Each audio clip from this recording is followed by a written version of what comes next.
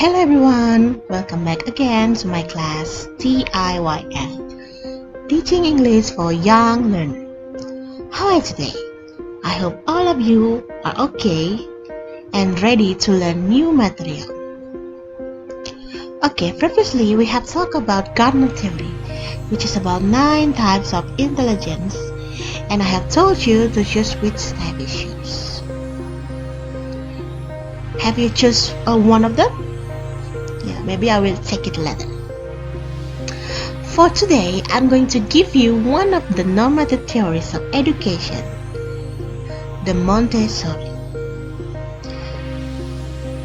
But before we will go through, let's talk about the brief background of Montessori education, which was found and named after Dr. Maria Montessori. Maria Montessori. She is a physician, educator, and advocate of world peace. Dia adalah seorang pendidik, dokter, dan advokat perdamaian dunia.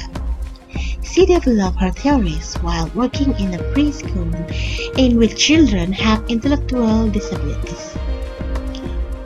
Nah, pada teorinya dia mengembangkan teori tersebut saat dia bekerja di prasekolah di mana anak-anak memiliki cacat intelektual. While treating, she becomes interested with the children. Pada saat dia merawat anak-anak tersebut, dia menjadi tertarik dengan anak-anak tersebut. She thought reading and mathematics to children level as unteachable. Maksudnya di sini dia berpikir bahwa pelajaran membaca dan matematika untuk anak-anak itu pada saat itu dicap sebagai pelajaran yang tidak bisa diajar atau sulit diajarkan. In 1900, she was given the opportunity in developing her pedagogy.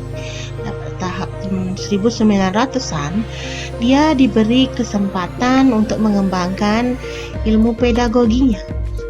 She was appointed as a director in orthopedic school for developmentally disabled children. Nah, pada saat itu dia ditunjuk sebagai direktur di sekolah orthopedic untuk anak-anak yang mengalami cacat perkembangan. While working with her children, she found out that their score were higher than the normal one. Saat bekerja dengan anak-anaknya, dia menemukan bahwa skor mereka lebih tinggi dari yang normal. That's why in 1907, she started her first school in a small area of Rome. She called it a Casa di Famiglia, or in English named Children's House. Itulah sebabnya pada tahun 1907 dia memulai sekolah pertamanya di sebuah ruangan kecil. Dia menyebutnya a casa di famiglia atau dalam bahasa Inggris disebut rumah anak-anak. The Montessori method is a student-centered and comprehensive educational system design in which allows students to move and act in prepared environment. Metode Montessori adalah desain sistem pendidikan yang berpusat pada siswa dan komprehensif yang memungkinkan siswa untuk bergerak dan bertindak dalam lingkungan yang siap. This method encourages students to develop themselves by using the self-directed activities. This means that metode ini mendorong siswa untuk mengembangkan diri dengan menggunakan kegiatan mandiri. Dr. Montessori believed in the importance of educating the sense before intellect. Jadi Dr. Montessori percaya bahwa pentingnya mendidik indera sebelum intelek. Montessori method is very different code in today's educational system in which it focuses on attaining the academic subject. Jadi dalam hal ini metode Montessori adalah kode yang sangat berbeda dalam sistem pendidikan saat ini yang dimana berfokus pada pencapaian subjek akademik. Now let's move on to the about Montessori in the context of instruction. Let's think about how you learn to write, how you steer your friend and neighbor who are having fun of it. I Ayo kalian pikirkan tentang bagaimana kalian belajar untuk membeli sesuatu, bagaimana kalian menatap teman atau tetangga kalian yang sedang bersenang-senang. Is it because you observe them and you try it? Or is it because your father shows you how to do it and lets you try? Maksudnya di sini apakah kalian mengamatinya dan kalian mencobanya, atau karena ayah kalian menunjukkan cara melakukannya dan membiarkan kalian mencobanya? Yang tadi itu ya, seperti membeli sesuatu, menatap teman-teman, itu apakah karena ayah kalian yang menunjukkan caranya? Seperti itu. Did you know that this kind of learning is the Montessori method? Tahu gak sih kalian bahwa pembelajaran semacam itu ternyata metode Montessori? Now let's try to find out how the Montessori method is the student-centered and more hands-on and collaborative play. Jadi sekarang kita coba mencari tahu bagaimana metode Montessori yang dimana sebagai pusat siswa dan lebih banyak lagi atau mengarah pada permainan langsung yang kolaboratif. According to Dr. Maria Montessori, experiential learning in this kind of classroom style can deepen the understanding of language, mathematics, science, music, social interaction, and etc. Menurut Dr. Maria Montessori, experiential learning dalam gaya kelas seperti ini dapat memperdalam pemahaman bahasa, matematika, sains, musik, interaksi sosial, dan lain-lain. Experiential learning in engaging the student, or the student will learn by doing, and after that they need to reflect. Nah, maksudnya di sini pembelajaran experiential di sini melibatkan siswa, atau siswa akan belajar dengan melakukan, dan setelah itu mereka perlu melakukan refleksi atau berrefleksi. As they reflect, they learn same as how they learn, they observe, and after observing, they did it, and after they did it, they reflect to themselves. Ketika mereka mencerminkan, mereka belajar. Itu sama seperti bagaimana mereka belajar, mereka mengamati, dan setelah mengamati, mereka melakukannya, dan setelah mereka melakukannya, mereka merenungkan diri mereka sendiri. Nah, di situ yang disebut as a reflection. In this method, they use didactic material. What does it mean by the didactic material? Yeah, the didactic material is designed to help students in their learning experiences and to improve their knowledge and understanding in this world by manipulation and experiences. Jadi didactic material ini dirancang untuk membantu siswa dalam pengalaman belajar mereka, dan di sini untuk meningkatkan pengetahuan dan pemahaman mereka di dunia ini dengan manipulasi dan pengalaman. Yeah, in the Montessori method, they call it a sensorial material. And through this, it can boost the senses of the student. Nah, maksudnya dalam metode Montessori ini, mereka menyebutnya dengan materi sensorik. Dan dengan atau melalui metode ini dapat meningkatkan indera siswa. What are the 5 senses? Nah, as we know, we have the sense of touch, hearing, sight, smell, and taste. Nah, kita di sini memiliki 5 indera ya, apa saja, seperti indera peraba, pendengaran, penglihatan, penciuman, dan perasa.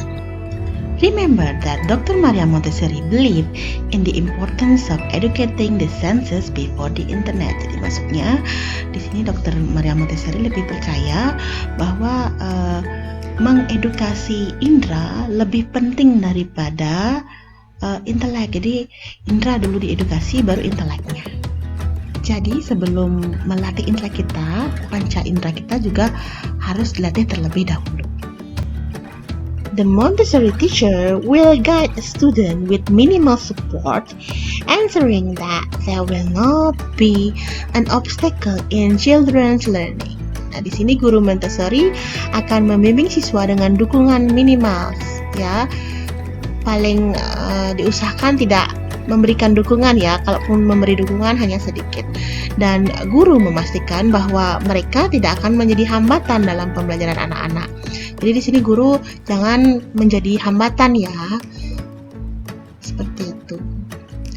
On the other hand, the teacher are facilitator. Nah, seperti tadi bukan sebagai hambatan ya guru, tapi sebagai fasilitator.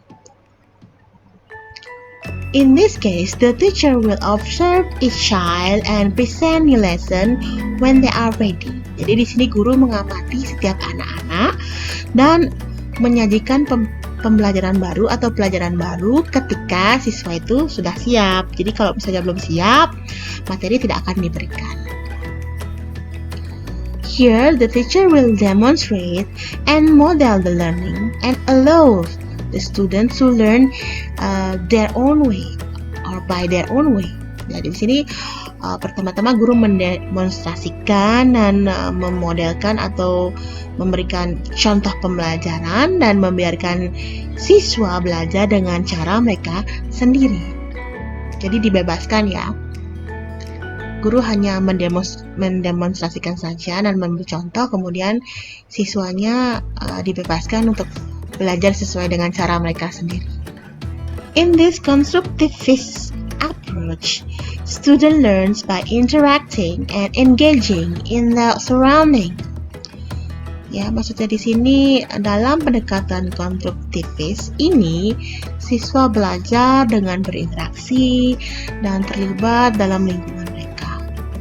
Moreover, instead of teaching what to do, when, and why, children will create their own learning through their experiences.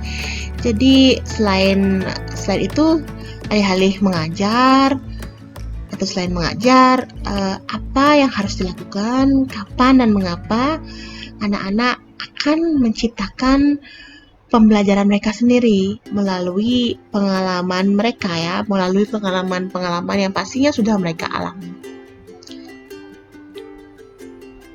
Now, let's proceed the Montessori in the context of assessment. Jadi sekarang kita lanjut ke Montessori dalam konteks penilaian ya. Di sini kita akan lebih ke penilaiannya. Okay. According to the Inner Sydney Montessori School, the assessment of learning the Montessori is based on the observation of the whole child as they work and engage in the activities throughout the day ya.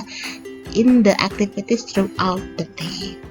Nah, di sini menurut Inner Sydney Montessori School, penilaian pembelajaran dalam Montessori ini didasarkan pada pengamatan seluruh anak saat mereka bekerja dan pada saat mereka terlibat dalam aktivitas yang dilakukan sepanjang hari. In evaluating student performance, it is also needed to check or observe how they behave socially and emotionally while performing a task. Jadi pada saat mengevaluasi kinerja siswa, diperlukan juga untuk memeriksa dan mengamati bagaimana mereka berperilaku sosial dan emosional mereka pada saat mereka melakukan tugas. Jadi penting sekali ya pada saat mengevaluasi kita atau guru memeriksa dan mengamati ya bagaimana perilaku sosial siswa dan emosionalnya, terutama pada saat mereka mengerjakan tugas. And then there is a control arrow built into Montessori material in which student can detect their mistakes and allow self-correction. Nah, di sini ada kesalahan kontrol ya yang dibangun ke dalam materi Montessori di mana siswa dapat mendeteksi kesalahan mereka dan memungkinkan koreksi diri. Dari sini mereka ada kontrolnya ya. Di sini siswa dapat mengecek kesalahan mereka dan mereka diizinkan untuk mengkoreksi kesalahan tersebut. Nah, the best example for this is the sensorial area. Nah, di sini ada contohnya, contoh terbaik itu ada di area sensorik.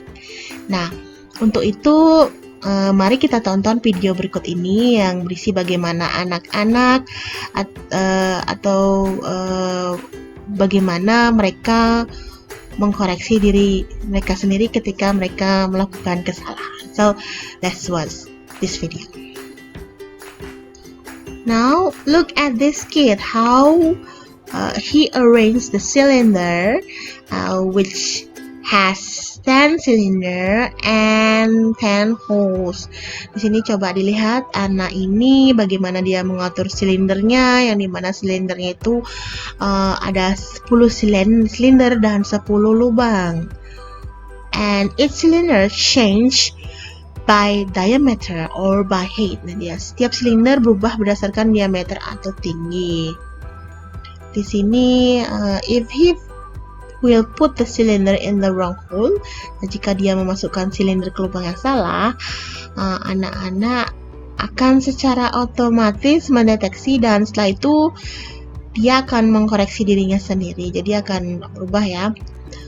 Now look at this, how he correct himself after putting the cylinder in the wrong hole. Jadi coba dilihat bagaimana sih cara mereka atau cara anak ini memperbaiki silindernya atau menaruh atau memasukkan silinder ke lubang yang salah. Gimana caranya dia?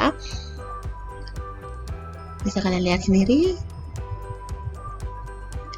And then whenever they have an activity, the teacher can share to the work of their student to inspire one another. But this will never be compared wrong and graded against other students. Nah, setiap kali mereka memiliki kegiatan, guru dapat berbagi pekerjaan siswa mereka yang dimana gunanya untuk menginspirasi satu sama lain. Tetapi ini tidak akan pernah dibandingkan salah atau dinilai terhadap siswa lain. Jadi tidak akan dibilang salah atau dinilai terhadap siswa lain. In addition, teacher can assist student as individual but never as a class. Nah, di sini guru dapat membantu siswa sebagai individu tetapi tidak pernah sebagai kelas. Jadi per individu ya dibantu, tidak keseluruhan. Remember, in Montessori there is no competition between students and they don't use extrinsic reward or punishment. Nah, harus diingat ya, di Montessori ini tidak ada kompetisi antar siswa dan mereka tidak menggunakan atau memberikan hadiah atau mereka tidak memberikan hukuman yang ekstrinsik. Now we will explore the Montessori in the context of curriculum. Sekarang kita akan mencoba eksplorasi Montessori dalam konteks kurikulum ya. Ya, in Montessori curriculum there are 5 learning areas. Such as practical life, sensorial mathematics, language, and culture. These are the activities that help students or children to prepare themselves for daily living. Jadi di sini pada kegiatan ini dapat membantu siswa atau anak-anak mempersiapkan diri untuk kehidupan sehari-hari mereka ya. Through this activity, students gain coordination and control movement, as well as exploration of their surrounding.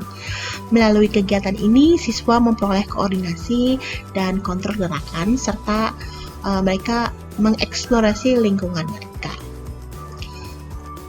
Doing such activities, children develop their self-discipline, focus capacity, and self-confidence by learning to complete tasks from beginning to end. Jadi mereka melakukan kegiatan seperti itu atau ketika mereka melakukan kegiatan seperti itu, anak-anak dapat mengembangkan kapasitas atau kemampuan fokus disiplin diri dan kepercayaan diri mereka dengan belajar atau dengan cara belajar menyelesaikan tugas dari awal sampai akhir. Nah, these are the example of practical life activities. Jadi contohnya ya, contoh kegiatan kehidupan yang praktis.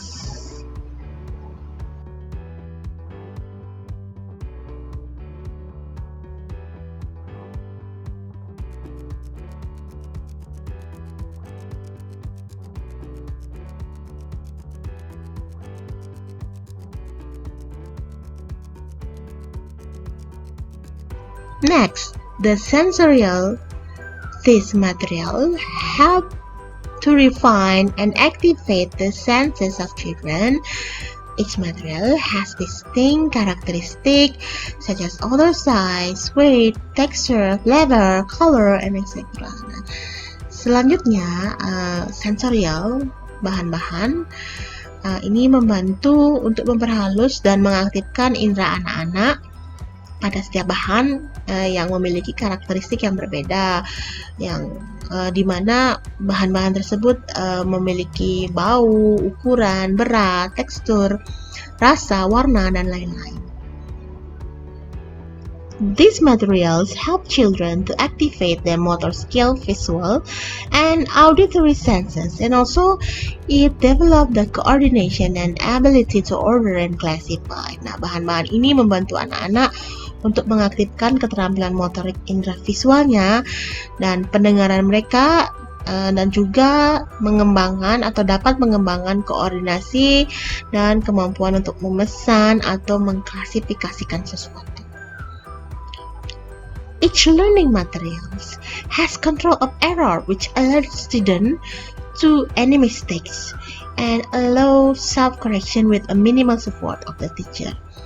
Ya, setiap materi pembelajaran memiliki kontrol kesalahan yang mengingatkan anak-anak akan kesalahan apapun dan memungkinkan koreksi diri dengan dukungan minimal dari guru. Nah, mereka dapat mengkoreksi diri mereka sendiri tanpa dukungan guru, atau dukungan yang sedikit ya.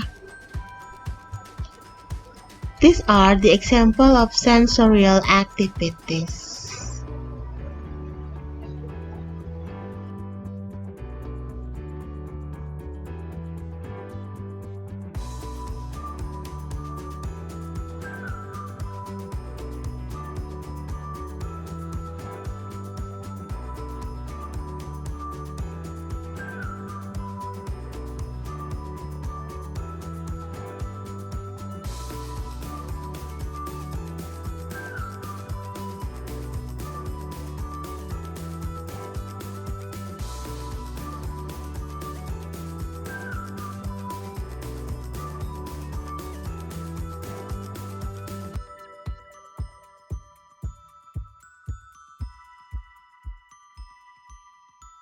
The third area of learning mathematics. This area of learning prepares the mind of children for sequential work. Area ketiga pembelajaran matematika ini adalah area pembelajaran yang dimana mempersiapkan pikiran anak-anak untuk pekerjaan yang berurutan.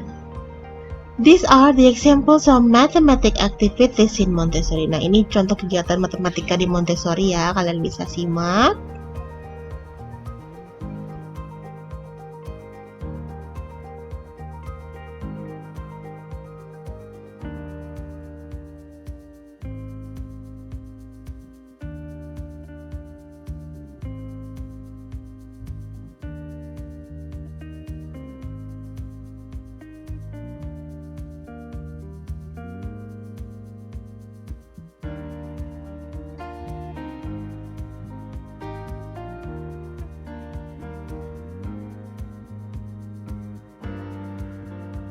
Oke, selanjutnya kita berpindah ke area keempat, yaitu language phonetic awareness is the foundation of language. Nah, kesadaran fonetik bahasa yang adalah dasar dari bahasa. In Montessori, phonics is taught in synthetic way rather than analytic, in which children will learn the sound letter first before they will encode it in words or spelling and decode it or reading. Dalam phonetic Montessori diajarkan dengan cara sintetis daripada analitik, di mana anak-anak akan mempelajari huruf suara terlebih dahulu sebelum mereka menyandikan dalam kata-kata atau mengeja dan memecahkan kode atau membaca. Nah, these are the example of language activities in Montessori. Nah, ini contohnya aktivitas bahasa ya, atau kegiatan bahasa di Montessori. Kalian bisa lihat. In the early ages, our student learns to listen carefully, hear plural name, ya, they hear Tudor name, object, and isolate the beginning sound. Di usia paling awal, siswa ini belajar mendengarkan dengan cermat atau mendengarkan balita menyebutkan benda dan mengisolasi suara awalnya.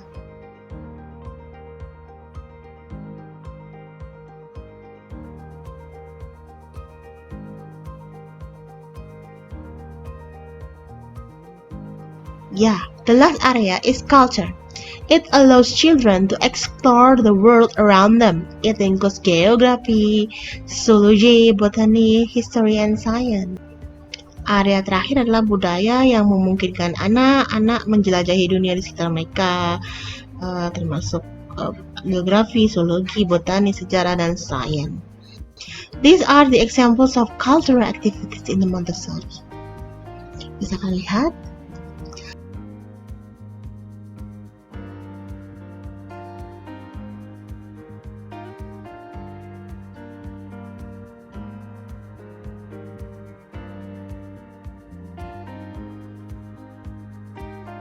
And lastly, we discuss the Montessori in the context of classroom management. Terakhir ini dalam konteks manajemen kelas ya. Nah, in this case, classroom are set up to facilitate and encourage learning. And now we will explore the Montessori classroom. Ruang kelas di sini disiapkan untuk memfasilitasi dan mendorong pembelajaran. Nah, sekarang kita coba jelajahi bagaimana sih ruang kelas Montessori itu. Nah, you can see classroom are well organized. They minimize the things that can distract to the children. Now, let's observe the walls. Nah, coba kita observe amati dindingnya gimana. Walls are painted by natural colors. There are few object, artwork, and living plant. Display classroom are quiet and cluster free. Nah, di sini dinding catnya dicat dengan warna yang netral dan beberapa objek karya seni. Ada objek karya seni, tanaman hidup yang dipajang di ruangan kelas yang tenang dan tidak berantakan. Di sini kalian bisa lihat ada materi yang ditampilkan yang dapat mengaktifkan panca indera siswa. Jadi ketika melihat material ini, panca indera mereka lebih aktif. Nah, di sini juga ada ruangan untuk segala sesuatu di kelas yang dibagi menjadi beberapa zona belajar. Nah, bahan dan aktivitas alam dan kehidupan nyata digunakan di sini ya, yang alami. Kemudian it has enough area for the kids to play without bothering the others. Nah, di sini ruangannya cukup luas dan jadinya tidak mengganggu anak-anak lain yang bermain ya. Mereka bermain tapi tanpa mengganggu yang lain. And also it provides enough space for children to store their personal belongings. Nah, di sini disiapkan juga ruang yang cukup bagi anak-anak untuk menyimpan barang-barang mereka ya. Tidak sampai. Yeah, that's all about Montessori, or all about Montessori. You have seen the situation or the classroom of Montessori. Kalian sudah lihat beberapa atau ruangan yang dipakai dalam Montessori method dan juga cara kerja dari Montessori tersebut, dan juga kalian sudah mengetahui kepercayaan atau belief dari Maria Montessori. Nah, saya harapkan kalian bisa, mungkin kalau kalian tertarik, kalian bisa mempraktekkan ini di kelas kalian. Okay, I think that's all for today. Don't forget to check your tasks in Vision Smart. Thank you for watching my video. See you on the next meeting or next video maybe. Bye bye.